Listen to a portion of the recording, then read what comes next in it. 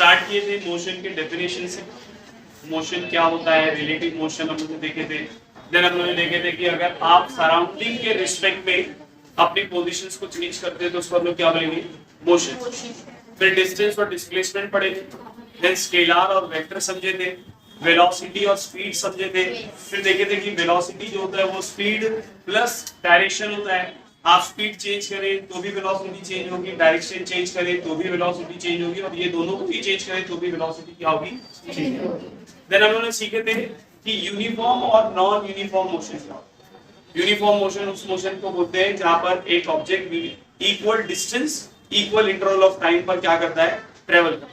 और non uniform motion में unequal distance को क्या करेगा, ट्रेवल करेगा। तो हम लोग उसको क्या बोलेंगे, नॉन यूनिफॉर्म। याद है क्लास के लेक्चर में यहाँ तक के कंप्लीट किए। नेक्स्ट टॉपिक स्टार्ट करते हैं बच्चों, और वो है एक्सेलरेशन। क्या है एक्सेलरेशन में हम लोग स्मॉल ए से लिखते हैं। मेरा वाला चलेगा नहीं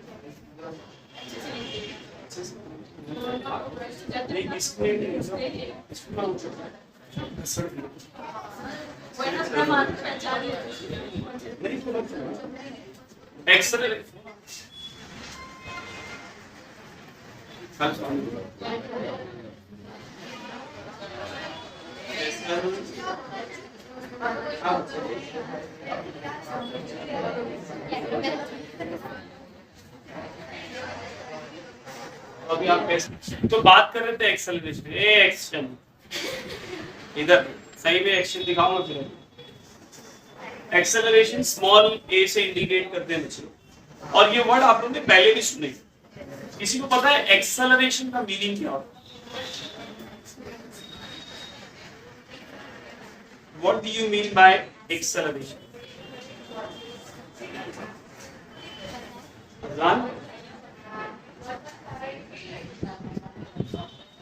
Change in time upon yes, of course formula है। कोई दूसरा आंसर अपना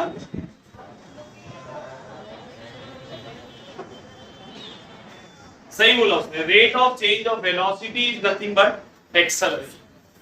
देखो एक्सेलरेशन का मतलब क्या होता है, जब आप स्पीड को चेंज करते हो, जब आप स्पीड को क्या करते हो, चेंज करते हो, इसी को हम लोग क्या बोलते हैं, एक्सेलरेशन। अगर बढ़ा तो पॉजिटिव एक्सेलरेशन, और अगर स्पीड कम हुई तो नेगेटिव एक्सेलरेशन। इसको हम लोग डी एक्सेलरेशन भी बोलते हैं। आप लोग को अगर याद हो बच्चों, गाड़ी के अंदर ब्रेक पेडल के बाजू में एक होता है एक्सेलरेटर। ऐसे ही व्हीकल में जो अपनी बाइक्स वगैरह होती है उसमें भी होता है एक्सेलरेटर। आपको जब स्पीड बढ़ाना रहता है तो आप उस एक्सेलरेटर को क्या करते हो, गियर अप करते हो, उसको क्या करते हो, मूव करते हो, जिसकी वजह से अपनी गाड़ी जो होती है वो स्पीड इंक्रीज होती है। आपने एक्सेलरेट किए मतलब क्या किए, गाड़ी की स्पीड बढ़ा दी। पहले कुछ थी, बाद में कुछ और हुआ। समझ में आ रहा है? और ये चेंज होने में कुछ टाइम लगा होगा ना, तो change in velocity upon time, इसी को हम लोग क्या बोलते हैं, एक्सेलरेशन। समझ में आया? या अगर डेफिनेशन चाहिए तो हम लोग बोलेंगे acceleration is nothing but rate of change of velocity. Rate of, देखो बच्चे लोग हमेशा याद रखना कि कभी भी किसी भी चीज में अगर रेट आ गया, क्या आ गया, मतलब डिनोमिनेटर में आने वाला है टाइम। डिनोमिनेटर में क्या आएगा, कभी भी किसी भी चीज के नीचे अगर क्या आ रहा है, रेट आ रहा है, सॉरी किसी भी चीज में रेट आ रहा है, मतलब डिनोमिनेटर में क्या आने वाला है। इस अगर आपको याद हो, हमने डिस्प्लेसमेंट अपॉन टाइम पढ़े थे, वेलोसिटी। आप ऐसा भी बोल सकते हो, rate of change of displacement is nothing but velocity, rate of change of distance is nothing but speed, so rate of change of velocity is what, acceleration. समझ में आया?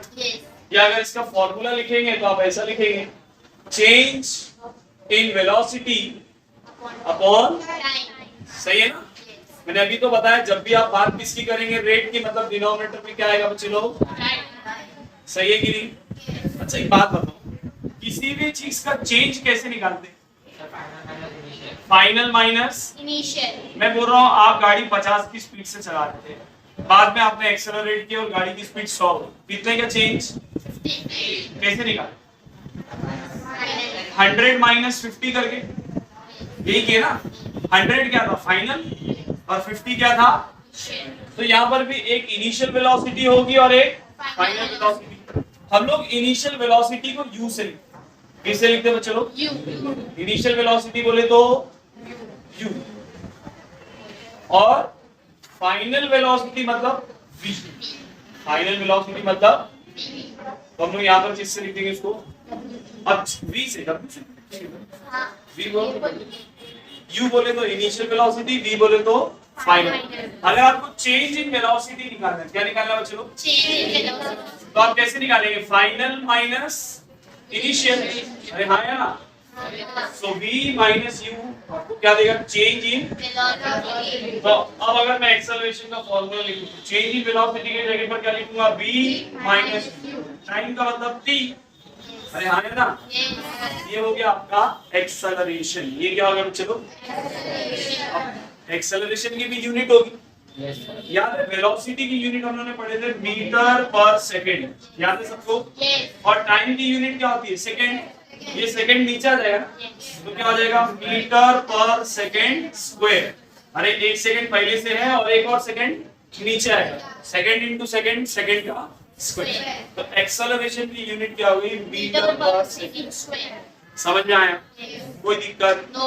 एक एग्जांपल भी देते हैं। लेट्स से मैं बोलता हूँ आपकी पहले स्पीड 20 मीटर पर सेकंड थी, पहले आप 20 मीटर पर सेकंड की स्पीड से चल रहे थे, बाद में आप 40 मीटर पर सेकंड की स्पीड से चलने लगे, और 20 से 40 पे आने में कुछ टाइम लगा हुआ। ऐसा तो नहीं आपने एक्सेलरेटर दी सडनली आप 40 पे भाग गए। It will take certain time. Let's say time लगा 5 सेकंड। टाइम कितना लगा? मैं पूछता हूँ व्हाट इज एक्सेलरेशन? मैंने क्या पूछा बच्चे लोग? एकदम सिंपल है। एक्सेलरेशन का फॉर्मूला है sir v minus u upon t। What is v? 40। What is u? 20। What is t? 5। 40 में से 20 गया तो कितना बचा? अपॉन 5 1 5। कितना है आंसर? 4 मीटर पर सेकंड। ये है अपना एक्सेलरेशन। समझ में आया कि हाँ के ना? पक्का? Acceleration clear? ऑलवेज रिमेंबर बच्चे लोग, एक्सेलरेशन 3 तरीके का। Positive acceleration, negative acceleration, zero acceleration. Positive acceleration कब आएगा? जब आपकी स्पीड बढ़ रही। जैसे यहाँ पर देखो पहले 20 थी, बाद में कितनी हो गई? तो जब आपने माइनस किए 40 माइनस 20 कितना आया था? 20 ना। बट इसी की जगह अगर आपकी स्पीड कम होती तो पहले 100 से चल रही थी, बाद में 50 पर आ गई, तो फाइनल कितना है? 50। इनिशियल कितना है? 100। 50 माइनस 100 किया तो कितना होगा? माइनस 50। कितना होगा बच्चे लोग? माइनस में आ रहा है ना आंसर? तो जब स्पीड कम होती है तो उसको बोलते हैं नेगेटिव एक्सेलरेशन। उसको क्या बोलते हैं? या फिर आप नेगेटिव एक्सेलरेशन को डी एक्सेलरेशन क्या बोल सकते हो? और तीसरा है जीरो एक्सेलरेशन। तीसरा कितना है? एकदम सिंपल सी बात है। अगर मैं पहले भी 50 की स्पीड से चल रहा था, बाद में भी 50 की स्पीड से चल रहा, मतलब स्पीड चेंज, तो चेंज जब हुई नहीं तो एक्सेलरेशन होगा क्या? क्योंकि सर एक्सेलरेशन का फॉर्मूला ये change in velocity upon time. तो वेलोसिटी तो चेंज हुई नहीं, तो एक्सेलरेशन कितना? जीरो। समझ में आ गया? पॉजिटिव एक्सेलरेशन मतलब स्पीड बढ़ रही है, नेगेटिव एक्सेलरेशन मतलब स्पीड कम हो रही है, और जीरो एक्सेलरेशन मतलब स्पीड चेंज। क्लियर है बच्चे लोग? लिख लो। कैमरा मैन का नाम ना ग्राफिकल मेथड्स समझ देगा। देखो हम लोगों के पास अभी तक क्या हम लोगों ने थ्योरेटिकल और मैथमेटिकल अप्रोच से थ्योरी समझे, इसको क्या बोलते हैं और उसका फॉर्मूला सीखे। अब हम लोग ग्राफिकल मेथड देखना ले कि किस तरीके से अलग अलग टाइप के मोशंस को हम लोग ग्राफ पर पढ़ सकते। अब बच्चे एक क्वेश्चन पूछते हैं कि सर सडनली ग्राफ पढ़ने की क्या जरूरत? देखो ग्राफिकल वे जो है ना वो समझने का सबसे आसान तरीका। अगर आपके पास ग्राफ पढ़ने का नॉलेज है तो आप किसी भी चीज को आसानी से क्या कर सकते हो? एक्सप्लेन और रिप्रेजेंट भी कर सकते हो। इसका एक एग्जांपल देता हूं बच्चे। अगर आप लोग क्रिकेट देखते हो तो क्रिकेट के अंदर स्टैटिस्टिकल ग्राफ एक बताता है दोनों टीम के रन्स का, और बीच बीच में ऐसा कहां विकेट गिरी है उसमें ऐसा डॉट बताता है। देखियो अगर आपने उसको नोटिस किए, वो एक स्टैटिस्टिकल ग्राफ से हम लोग को सारी इंफॉर्मेशन मिल जाती है। उसको देखने के बाद ये समझ में आ जाता है कि करंट सिनेरियो में कौन सी टीम किससे आगे चल रही है, किसकी कितनी विकेट गिरी है, कौन सी टीम अच्छी खेल रही है, कौन सी टीम खराब खेल रही है। हाँ या ना? अब यही चीज किसी को बैठ के वहां पर बताना पड़े हर बार जब कोई नया बोले भाई क्या हुआ, तो फिर वो शुरुआत से स्टार्ट करेगा। वो पहली ओवर में ये हुआ, वो पहली बॉल पे पहला विकेट किया, फिर दूसरी बॉल पे छक्का मारा था, फिर वो 3 डॉट किया, फिर ये हुआ, फिर दूसरे बॉल में नया बॉलर आया। बोलते बोलते थक जाएगा बेचारा, हाँ के ना। तो ग्राफिकल वे से रिप्रेजेंट करते तो आसानी से हो जाता है। सिमिलरली आप देखो उसी में एक टाइप का ग्राफ बनाता है हिस्टोग्राफ, बार ग्राफ जिसको आप लोग बोलते हो। उसमें देखो वो बताता है कि ये वाले ओवर में इतना रन गया, ये वाले ओवर में इतना रन गया। आसानी से समझ में आ रहा है। बताने का मकसद ये बच्चों कि ग्राफ से चीजों को समझना और बताना क्या होता है, आसान। बट अनफॉर्चुनेटली हम लोगों को इतना ज्यादा ग्राफिकल अप्रोच नहीं पढ़ाया जाता है जितना आप लोगों को बताना चाहिए।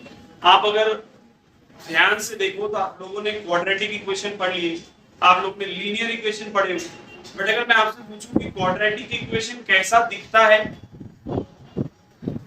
नहीं पता। लीनियर इक्वेशन कैसा दिखता है, नहीं पता। हाँ, कुछ लोगों को शायद उसका जनरल फॉर्मूला याद हो, ax + by + c = 0, ax² + bx + c = 0, but वो दिखता कैसा है वो हम लोग को पता नहीं। इसीलिए हम लोग को मैथ्स इतना ड्राई लगता है, क्योंकि हम लोग इमेजिन नहीं कर पाते कि वो क्या बताना चाहते हैं। समझ में आता है कि नहीं? तो हम लोग यहाँ पर अभी कुछ मोशन को ग्राफिकल वे में स्टडी करने की कोशिश, सारे नहीं 3-4 दिया हुआ है, वो 3-4 को हम लोग क्या करते हैं यहाँ पर समझने की कोशिश करते हैं। ठीक है बच्चों, पहला है यूनिफॉर्म मोशन करना। पहला किसका बच्चों? Uniform motion. मैंने कल आप लोगों को बताया था यूनिफॉर्म मोशन मतलब जब आप equal distance equal interval of time में क्या करो, ट्रेवल करो, तो उसको क्या बोलते हैं? Uniform motion. अब सर अगर ग्राफ प्लॉट करना है तो उसके लिए हम लोग को क्या चाहिए? डेटा चाहिए ना, x और y की वैल्यूज चाहिए, तभी तो हम लोग डेटा प्लॉट कर पाएंगे। तो यहाँ पर अपना x होता है टाइम, x क्या होगा अपना, और y पर हम लोग चेंज करेंगे। जैसे अभी यहाँ पर डिस्टेंस ले रहे हैं, वेलोसिटी भी ले सकते हैं आप, तो हम लोग यहाँ पर डेटा ले लेते हैं कुछ।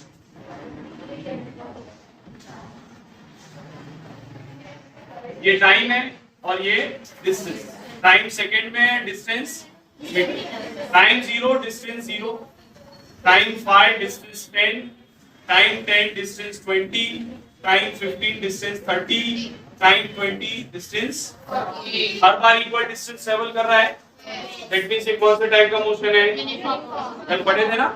अब इसी को हम लोग ग्राफ पर प्लॉट करते हैं बच्चों।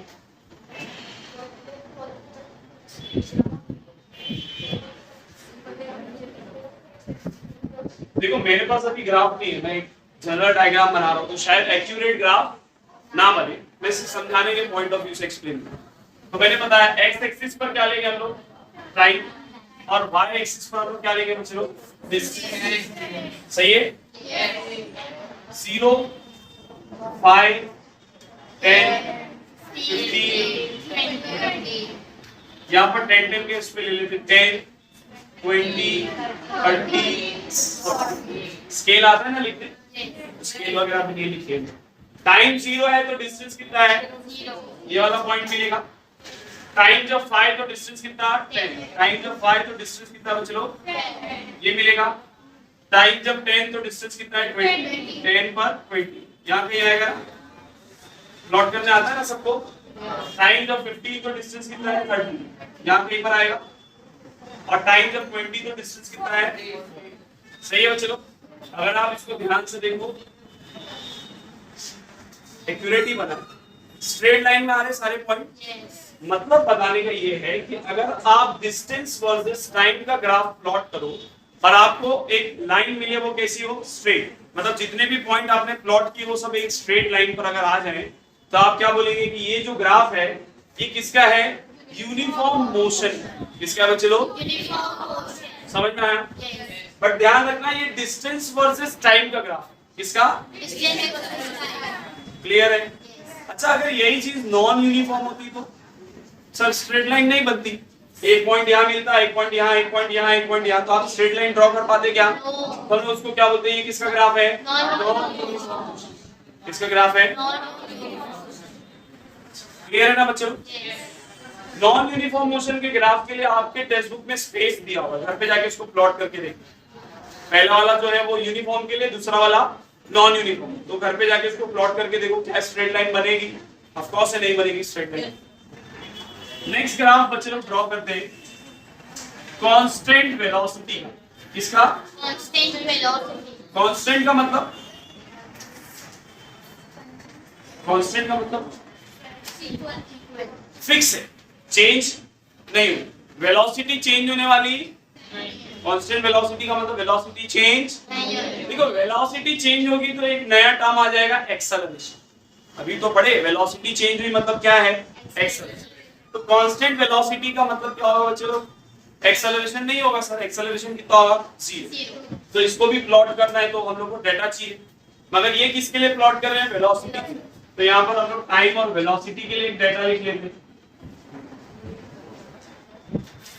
टाइम वेलोसिटी, टाइम सेकंड में, वेलोसिटी मीटर पर सेकंड। टाइम 0 कांस्टेंट है ना? यस। ये कैसे है चलो? कांस्टेंट मतलब इसकी वैल्यू चेंज नहीं होगी। देखो टाइम जब 0 था तो वेलोसिटी 60 थी, टाइम जब 10 हुआ तो वेलोसिटी 60 थी, टाइम जब 20 हुआ तो वेलोसिटी 60 थी, टाइम जब 30 हुआ तो वेलोसिटी कितनी थी? 60। आप देख रहे हो वेलोसिटी चेंज नहीं होगी। मतलब वेलोसिटी क्या है? कांस्टेंट। लेट्स सी इसका ग्राफ कैसा दिखेगा। अगेन एक्स एक्सिस पर क्या आएगा टाइम और वाई एक्सिस पर क्या आ जाएगा? इस बार वेलोसिटी यहाँ बच्चों क्या आ जाएगा? वेलोसिटी। अब हम लोग इसका ग्राफ ड्रॉ कर लेते हैं। तो पहले इसको 0 5 अच्छा 10 10 के लिए ना तो 0 10 20 30 ऐसे यहाँ पर 10 20 30 40 50 60 सही है। टाइम 0 वेलोसिटी कितनी है? 60।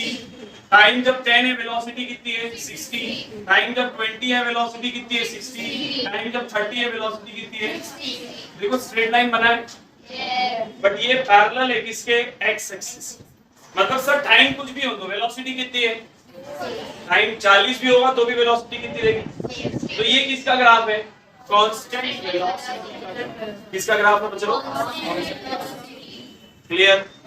कोई दिक्कत? झूठ तो नहीं बोल रहे? हाँ मार्क्स मार्क्स नहीं, बाप की कसम हर बात पे। Next uniform acceleration. नेक्स्ट किसका ग्राफ है? Uniform acceleration. बच्चे लोग देखो यूनिफॉर्म है मतलब क्या होगा? अरे बोलो। स्ट्रेट लाइन होगा ना, और यूनिफॉर्म का मतलब सेम। एक्सेलरेशन हो रहा मतलब वेलोसिटी चेंज, बट यूनिफॉर्म है मतलब बार बार जो चेंज होगा वो सेम चेंज। यहाँ पर वेलोसिटी कांस्टेंट थी, अब वेलोसिटी क्या होगी? तभी तो एक्सेलरेशन आएगा ना। बट सर जो चेंज होने वाला है वो कैसा होगा? सेम होगा, हर बार जितना चेंज होगा वो सेम होगा। इसके लिए भी डेटा लिख लेते हैं। अच्छा ये किसके लिए ड्रॉ करेंगे? वेलोसिटी वर्सेस ठीक है ना, ग्राफ ड्रॉ करते हैं। पहले डेटा ले लो। ये अपना टाइम है सेकंड में, ये अपनी वेलोसिटी है मीटर पर second. Time 0 velocity 0, time 5 velocity 10, time 10 velocity 20, time 15 velocity 30, time 20 velocity. सही है बच्चों? कोई दिक्कत? ग्राफ ड्रॉ करो उसका भी। ये क्या आएगा? टाइम, और यहाँ पर क्या आएगा? 0 5 10 15 20 10 20 30। टाइम 0 वेलोसिटी, टाइम 5 वेलोसिटी आएगा ना, time 10 velocity, time 15 velocity, time 20 velocity. सही है बच्चे लोग? बना स्ट्रेट लाइन। आप ध्यान से देखो, with respect to time velocity क्या हो रही है? Change. With respect to time velocity क्या हो रही है? वेलोसिटी चेंज हो रही है मतलब क्या? एक्सेलरेशन। बट सर हर बार जो चेंज इन वेलोसिटी है वो क्या है? सेम है, इसीलिए आप उसको क्या बोल रहे हैं? Uniform acceleration. क्लियर चलो। अब इसमें एक चीज और समझ लो, जब आप वेलोसिटी वर्सेस टाइम का ग्राफ बनाते हो, वेलोसिटी वर्सेस टाइम का ग्राफ बनाते हो, तो आप उस ग्राफ की मदद से डिस्प्लेसमेंट कैलकुलेट कर सकते हो। क्या कैलकुलेट कर सकते हो? और सवाल ये है कि सर डिस्प्लेसमेंट कैसे कैलकुलेट होगा? जैसे फॉर एग्जांपल मैं आपसे पूछता हूँ 10 से 15 सेकंड के बीच में, 10 से 15 सेकंड के बीच में उसने कितना डिस्टेंस ट्रेवल्ड किया, उसने कितना डिस्टेंस ट्रेवल्ड। तो ये अगर आपको कैलकुलेट करना है तो सिंपली आप ये एरिया क्या कर लो, कैलकुलेट। वेलोसिटी वर्सेस टाइम के ग्राफ में एरिया अंडर दी कर्व, इस कर्व के अंदर का एरिया जो भी होगा वो आपको क्या देगा? डिस्प्लेसमेंट। क्या देगा बच्चों? डिस्प्लेसमेंट। तो डिस्प्लेसमेंट निकालना है तो क्या निकालना पड़ेगा? एरिया। एस बोले तो डिस्प्लेसमेंट। अगर डिस्प्लेसमेंट निकालना है तो क्या निकालना पड़ेगा? एरिया। अब जैसे मैंने आपको पूछा 10 से 15 सेकंड के बीच में, तो आप बोलेंगे सर ये तो ना ट्रायंगल है ना तो रेक्टेंगल है, तो इसका एरिया में निकालूं कैसे? मेरे पास थोड़ी कोई जादू है, केवल मैं एरिया बता तो बता देगा वो। तो आप देखो थोड़ा सा मैं इसको तोड़ रहा हूँ, ये बना एक ट्रायंगल और ये बना एक, अब एरिया निकाल सकते हैं। तो डिस्प्लेसमेंट जो होगा वो होगा area of triangle plus area of, सही बोल रहा हूँ ना? हाँ या ना? एरिया ऑफ ट्रायंगल क्या होता है? हाफ इंटू बेस इंटू, और एरिया ऑफ रेक्टेंगल क्या होता है? लेंथ इंटू, सही है बच्चों? हाँ देखो इसका बेस ये है ना, बेस कितना है? 5 का। 10 से 15 के बीच में कितना था? 5। तो बेस कितना है? 5। हाइट कितनी है सर? 20 से लेके 30 है ना, तो कितना है? 10। अब इसकी ये हाइट है ना इतनी, यहाँ पर देखो 20 से लेके 30 मतलब कितना? ऐसे ही रेक्टेंगल के लिए लेंथ कितना है? लेंथ ये है ना सर 20, और ब्रेथ कितना है? 5। समझ रहे हैं ना बच्चे लोग? तो यहाँ पर लेंथ 20, ब्रेथ कितना? 5। ये 2 1 जा 2 5 जा 5 5 जा प्लस 25 जा 100, कितना आ गया? 125 मीटर। डिस्प्लेसमेंट है ना, तो 125 मीटर निकालिए। एरिया अंडर द कर्व क्या देगा आपको? डिस्प्लेसमेंट। मगर वो किस पर होगा? Velocity versus. समझ में आया? आके ना कोई दिक्कत?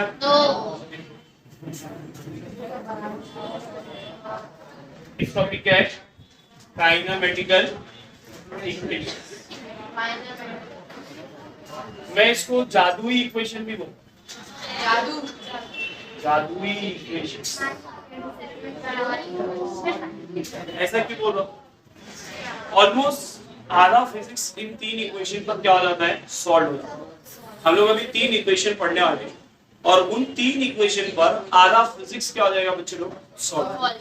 अब आप समझ रहे हैं कितनी इंपॉर्टेंट ये 3 इक्वेशन। वो 3 इक्वेशन का डेरिवेशन हम लोगों को अभी दिया। वैसे तो हम लोग को डेरिवेशन से कोई काम नहीं, बट क्योंकि सिलेबस में है तो हम लोग उसको पढ़ रहे हैं। हम लोग को वो 3 इक्वेशन याद होनी चाहिए। अब सवाल ये है कि ये 3 इक्वेशन है क्या? तो पहले वो 3 इक्वेशन को लिख देते हैं हम लोग। पहली इक्वेशन है बच्चों v is equals to u plus 80। दूसरी equation s is equals to ut plus half at square। और तीसरी equation v square is equals to u square plus 2as। ठीक है, ये 3 इक्वेशन। इन तीनों इक्वेशन को हम लोग क्या बोलते हैं? Kinematical equation. ये एक्चुअली आपको initial velocity, sorry final velocity, initial velocity, acceleration, time और डिस्प्लेसमेंट के बीच में रिलेशंस देते हैं डिपेंडिंग अपॉन द सिनेरियो कि अपने को क्वेश्चन में क्या गिवन है। हम लोग उसमें से ये तीनों में से कोई एक इक्वेशन यूज करके आंसर को क्या कर सकते हैं? कैलकुलेट कर सकते हैं। जब हम लोग न्यूमेरिकल करेंगे तो हम लोग देखेंगे कि इसका यूज कैसे करना है। बट फिलहाल के लिए अभी हम लोग को देखना है कि ये कहां से बनती है, मतलब इनको डिराइव करना है। समझ में आया? डेरिवेशन करना है मतलब उसको प्रूफ करना है। आसान की बात करनी है। 3 काइनेमेटिकल इक्वेशंस थी और हम लोगों को इनका डेरिवेशन देखना है। वैसे तो आपको ये 3 इक्वेशन खाली याद रहना चाहिए, बट डेरिवेशन क्योंकि सिलेबस में है तो शायद हो सकता है एग्जाम में पूछ रहे, बट जनरली ये चीजें ओमिट करवा देते हैं स्कूल में। देखते हैं लेट्स। तो हम लोग इसके लिए यूनिफॉर्म एक्सेलरेशन का graph consider, sorry uniform acceleration का ग्राफ कंसीडर करेंगे। ये लास्ट में ग्राफ बनाए थे याद है, स्ट्रेट लाइन। कैसी लाइन है बच्चे लोग? ये वेलोसिटी है, ये क्या है बच्चे लोग? और यहाँ पर क्या आएगा? अब यहाँ पर जरा नोटिस करो, मैंने इसको ओरिजिन से स्टार्ट नहीं किया, मैंने कहां से स्टार्ट किया? यहाँ से। मतलब उसकी कुछ तो इनिशियल वेलोसिटी थी, वो जीरो से स्टार्ट। लेट्स से उसकी जो इनिशियल वेलोसिटी थी बच्चे लोग, वो कितनी थी? u थी। कितनी थी? इनिशियल वेलोसिटी को u बोलते हैं ना। वो यहाँ से स्टार्ट होके यहाँ तक के पहुंचे, तो इसकी ये जो वेलोसिटी होगी इसको हम क्या बोलेंगे? Final velocity. अरे यहाँ वाली वेलोसिटी को क्या बोलते हैं हम लोग? यहाँ से लेके यहाँ तक के फाइनल वेलोसिटी, यहाँ से लेके यहाँ तक के इनिशियल। समझ में आया? अब मैं जरा इसके अंदर कंस्ट्रक्शन कर रहा हूँ, मैं इसको नीचे यहाँ पर ज्वाइंट कर देता हूँ। तो यहाँ से लेकर यहाँ तक के पहुंचने में जो टाइम लगेगा, लेट्स से वो कितना है? t है। कितना टाइम लगेगा? इसको भी ज्वाइंट कर देते हैं। ये अगर t है तो ये भी कितना होगा, और ये अगर u है तो ये भी कितना होगा? सही है ना बच्चे लोग? कोई दिक्कत? नेमिंग कर देते हैं इसको, a b c d e f। अब मैं यहाँ पर लिख भी दे रहा हूँ जो जो चीजें हम लोग को पता है।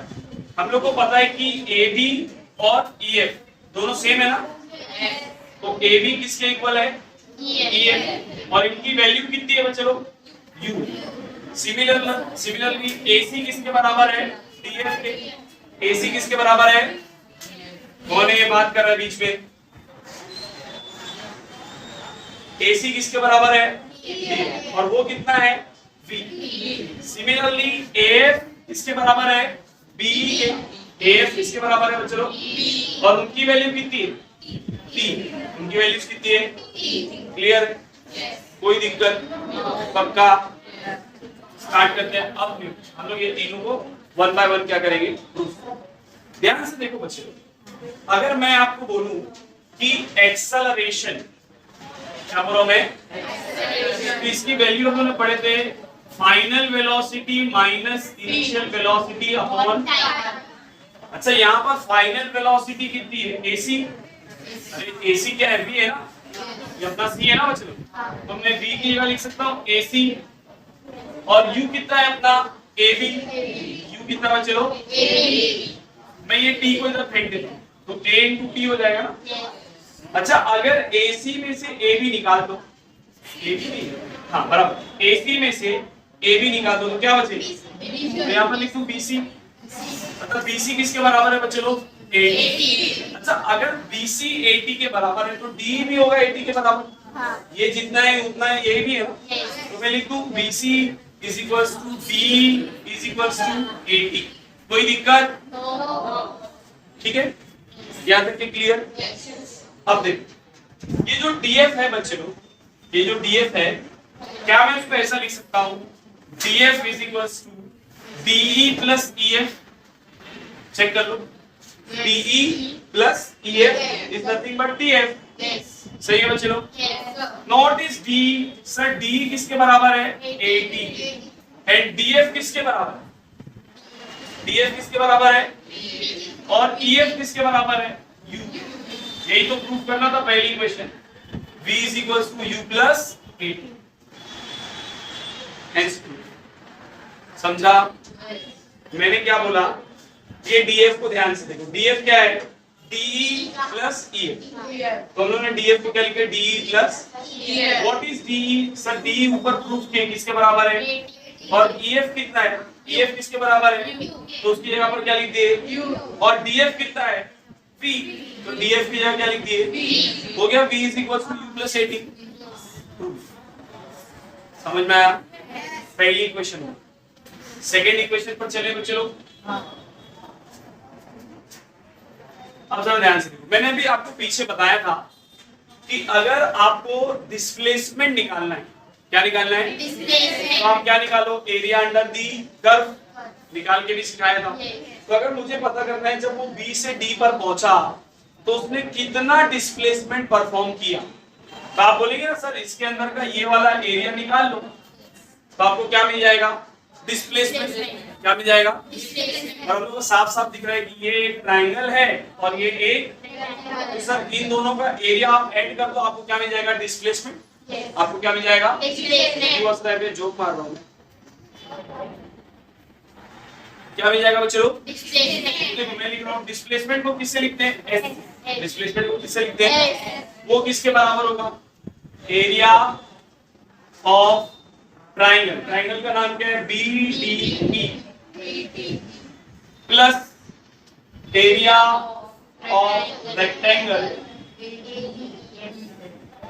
कौन सा रेक्टेंगल है? ABEF। सही है बच्चों? Yes.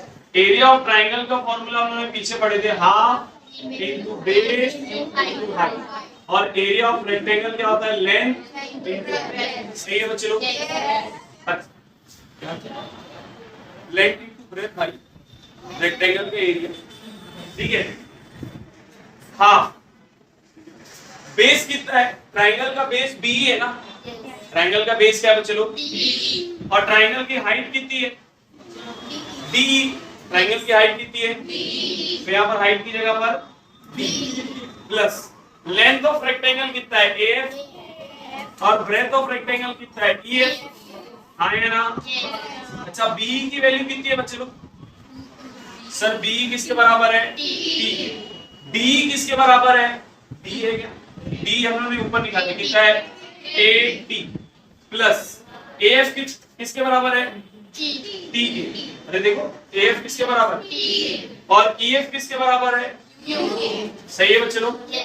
तो यहाँ पर देखो जरा, ये कितना था? S था ना? S इज इक्वल टू, ध्यान से देखो, U इंटू टी क्या हो जाएगा? UT प्लस, मैं इसको पहले लिख दिया प्लस में ना, इसको पहले लिखूं या इसको पहले लिखूं कोई फर्क?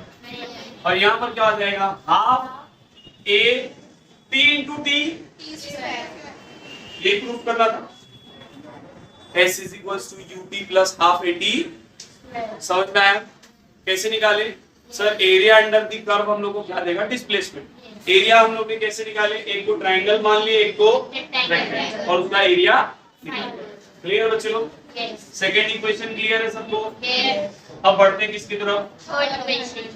अच्छा, आप अगर इसको ध्यान से देखो, ये वाले फिगर को बच्चों, मैं इसको ना ऐसा बना रहा हूँ, ये डायग्राम ऐसा है ना, मैं इसको ऐसा बना रहा हूँ कुछ इस तरीके से। ध्यान से देखो, A B D F। Imagine किया मैंने, क्या किया? रोटेट कर दिया। अच्छा, ये किसी ज्योमेट्रिकल शेप के जैसा दिख रहा है? किसके जैसा? ट्रेपेजियम के जैसा। बट सर ट्रेपेजियम में ये दोनों साइड ऐसी होती है ना, बट इसकी ये वाली साइड कैसी है? ऐसी है। तो ट्रेपेजियम जैसे ही। तो आप सर एरिया ट्राइंगल और रेक्टेंगल करके निकालो, या फिर आप एरिया कैसे निकाल सकते थे? एरिया ऑफ ट्रेपेजियम का भी यूज करके। हाँ या ना? तो डिस्प्लेसमेंट निकालने का एक और तरीका है, वो क्या है? Area of trapezium. क्या नाम है उस ट्रेपेजियम का? ABDF। सही है ना? चलो, एरिया ऑफ ट्रेपेजियम का फॉर्मूला याद है? Half into sum of parallel sides into height. क्या बच्चे लोग? Half into sum of parallel side into height. यही है ना फॉर्मूला? देखो, इसमें पैरेलल साइड AB है और DF, ये दोनों पैरेलल है ना, तो इन दोनों का सम चाहिए। सम मतलब प्लस, तो सम करेंगे मतलब AB प्लस D। हाइट ये होगी ना, तो ये कितना है? सही है बच्चे लोग? कोई दिक्कत? वैल्यूज को substitute. What is AB? AB कितना है? AB किसके बराबर है? U। DF किसके बराबर है? B। और AF किसके बराबर? AF किसके बराबर है? तो S is equal to half V plus U। मैंने V को पहले लिख दिया, U को। अच्छा, याद करो, हम लोगों ने एक्सेलरेशन का एक फॉर्मूला पढ़े, V माइनस U अपॉन, पढ़े कि नहीं बच्चों? अगर मैं T को इधर लूं और A को इधर ले लूं, तो T कितना आ जाएगा? V minus U upon A। सही है कि नहीं? तो मैं इस T की जगह पर लिख सकता हूँ V minus U upon A। आया ना बच्चों? तो v माइनस u अपॉन, सही है? कोई डाउट यहाँ तक के?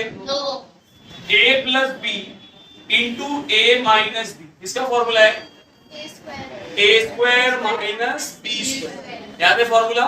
a plus B into a minus B किसके बराबर?